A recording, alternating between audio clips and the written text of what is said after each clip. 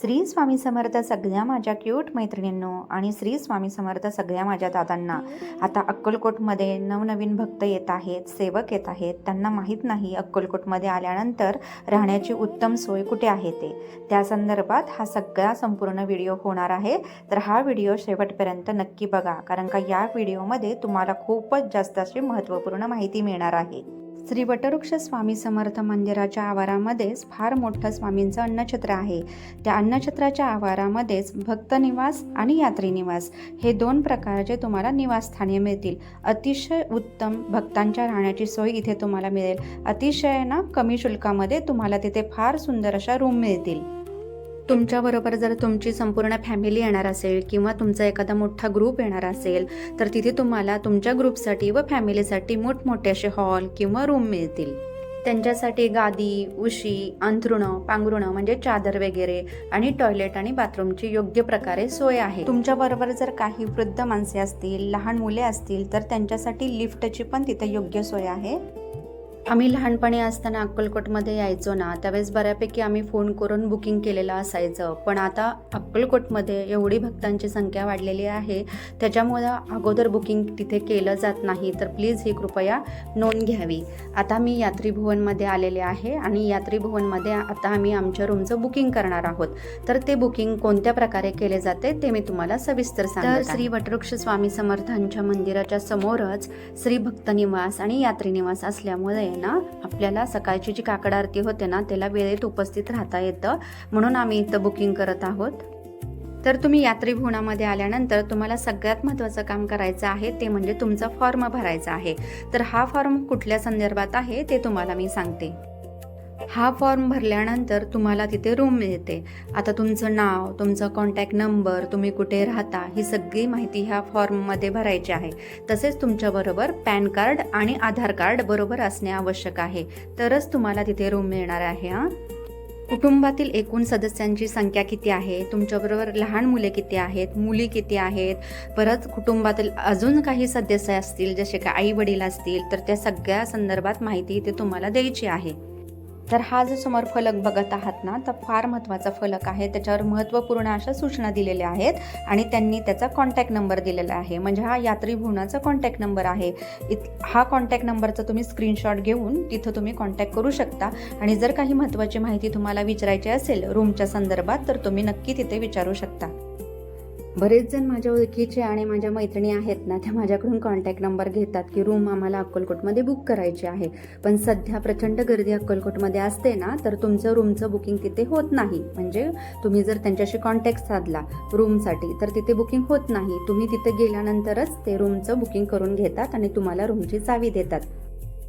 तर तुम्ही काही इतर महत्त्वाच्या गोष्टी विचारण्यासाठी सुद्धा या कॉन्टॅक्ट नंबरचा स्क्रीनशॉट घेऊन ठेवा आणि सेव्ह करा. कारण तुम्हाला तिथे रूम मिळणार आहे की नाही हे पण कळणं महत्त्वाचं आहे ना, जेणेकरून तुम्ही बाहेरच्या बाजूला सुद्धा म्हणजे अक्कलकोटचे ते वटवृक्ष मंदिराच्या आजूबाजूच्या एरियामध्ये सुद्धा रूम तुम्हाला मिळू शकते, इथे जर मिळाले नाही तर. आता इथे यात्री भुवनामध्ये नॉन AC रूम आहे, AC रूम आहेत, VIP रूम आहेत आणि एक्स्ट्रा बेड चार्जेस पण आहेत. जर तुमचं कुटुंब मोठं असेल तर खाली अंतरण्यासाठी गादी, बेडशीट जे काही असेल ते तुम्हाला एक्स्ट्रा चार्ज करून घ्यावे लागते. आता पहाटेचे इथं पाण्याचा टाईम आहे 4:30 ते 8 वाजेपर्यंत तुम्हाला गरम पाणी येतं. तर ही काही महत्त्वाची माहिती मी तुम्हाला दिलेली आहे. कॉन्टॅक्ट नंबर दिलेले आहेत ना, तर त्याचे स्क्रीनशॉट काढून ठेवा, जेणेकरून तुम्ही अतिशय सोप्या पद्धतीने तिथे संपर्क साधू शकता आणि विचारू शकता ना की रूम आहे का नाही आहे, आणि तसं त्या प्रकारे तुम्ही इथे येऊ शकता. आता आम्हाला बघा रूमची चावी मिळालेली आहे.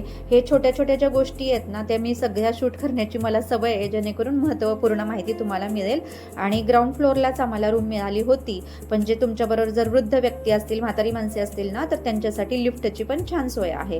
ही सिंपल साधी रूम आम्हाला मिळाली होती आणि मी लगेचच आवरलं आणि गेले. बाकीचे सगळे झोपले होते, प्रवासाने थकले होते आणि लगेचच मी स्वामींच्या मंदिरामध्ये आले. आता इथे मी तुम्हाला रूम सांगते बघा. हे बोटाने मी तुम्हाला दाखवलंय ना की इथे तुम्हाला अजून सिंपल साधी रूम मिळेल बरं का. पण त्याचा एक फायदा आहे, जेव्हा सकाळीची स्वामींच्या आरती चालू होते ना, काकड आरती, तर तुम्हाला लगेचच त्या आरतीत उपस्थित राहता येतं. इतक्या जवळ ही रूम आहे बघा. स्वामींचं श्री वटवृक्ष स्वामी समर्थांच्या मंदिराच्या समोर जिथे आपण चप्पल वगैरे काढतो ना, त्याच्या बघा लेफ्ट साईडला हे जे रांगेसाठी लोखंडाचे बार लावलेले आहेत ना, त्याच्या तिथे एक छोटासा दरवाजा आहे. त्या दरवाजातून आतून वरती गेलं की इतकी सिंपल साधी रूम आहे, पण त्याचा मला गेल्या वर्षी फार फायदा झाला होता की मला स्वामींची नगर प्रदक्षिणा, मुख्य काकड आरती, सोळप्पा महाराजांच्या मठातील काकड आरती सगळं मिळालं. कारण का टाळ्याच्या त्यांचा आवाज येतो सुंदर असा आणि आपली लवकर जाग येते आपल्याला आणि आपण लगेचच उपस्थित राहू शकतो.